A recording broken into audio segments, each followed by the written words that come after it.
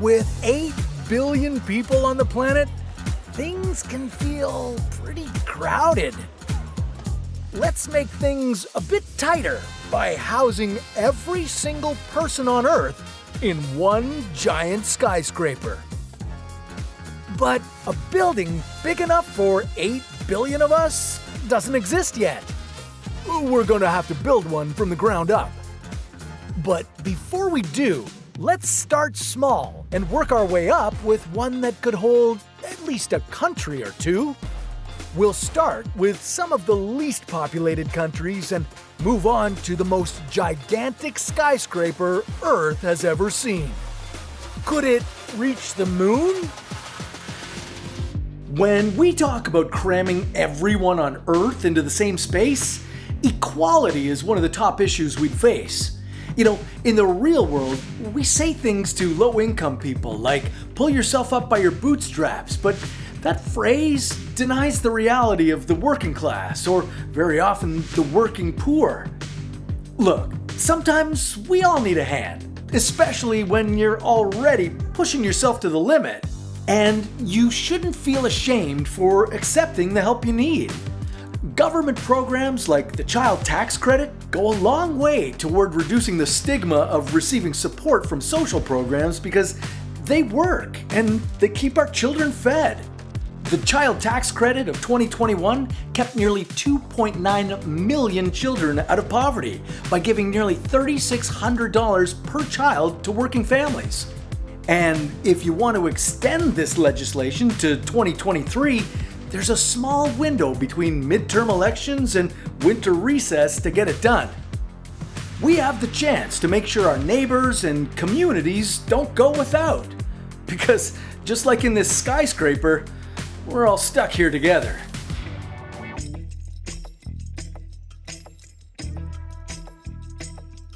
For this experiment, you'd be housing 10,000 people on each floor. And that would make your Iceland building almost half as tall as the Eiffel Tower in Paris. That's not as exciting as some of our next skyscrapers are about to get. And it would only take you just over 2 minutes to get to its top floor, which would be floor 34. Still, it would be good practice for you to figure out the infrastructure to support all your residents.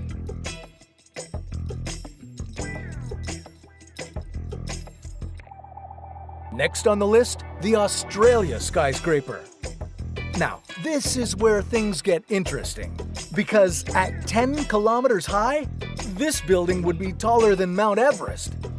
And to commute all the way to the top of your Australia skyscraper, you'd need to spend 2 hours and 40 minutes one way. But that's nothing compared to our next engineering feat.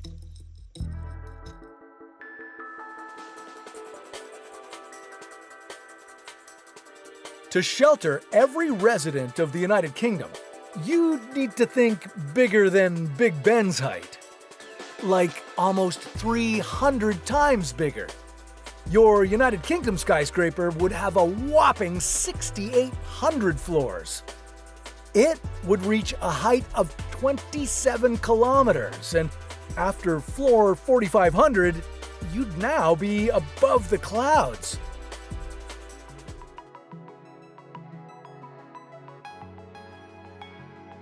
The Philippines is home to over 100 million people, and to house all of them, your skyscraper would need to be 40 kilometers high. This man-made monolith would have 10,000 floors, and most of it would be above the clouds. It would take you 11 hours to get to the top floor of the Philippines skyscraper, so hopefully you don't have to come down all that often.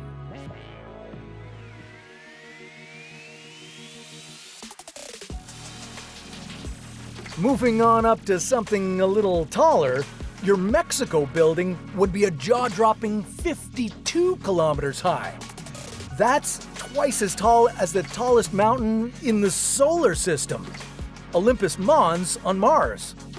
It would take you 14 and a half hours to travel all the way up to its 13,000th floor. Once there, you're halfway to outer space, but at least you'd still have the atmosphere around you. I can't say that about your next megastructure.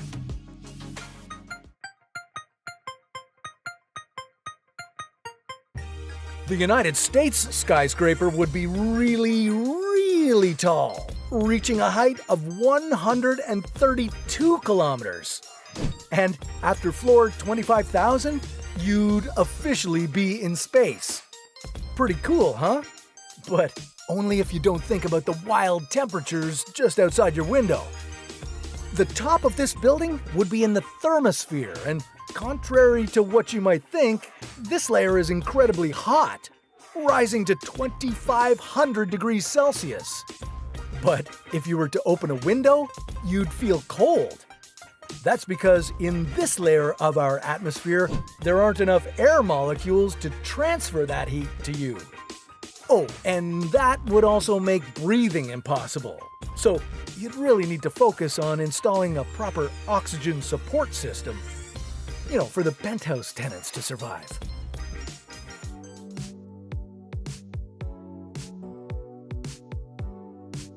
Okay, on to one of the most populated countries in the world. The India skyscraper would be unimaginably tall, reaching a height of 552 kilometers. That's 138,000 floors. And to get to the top, you should expect a travel time in excess of 6 days. If I lived way up there, I don't think I'd ever go down.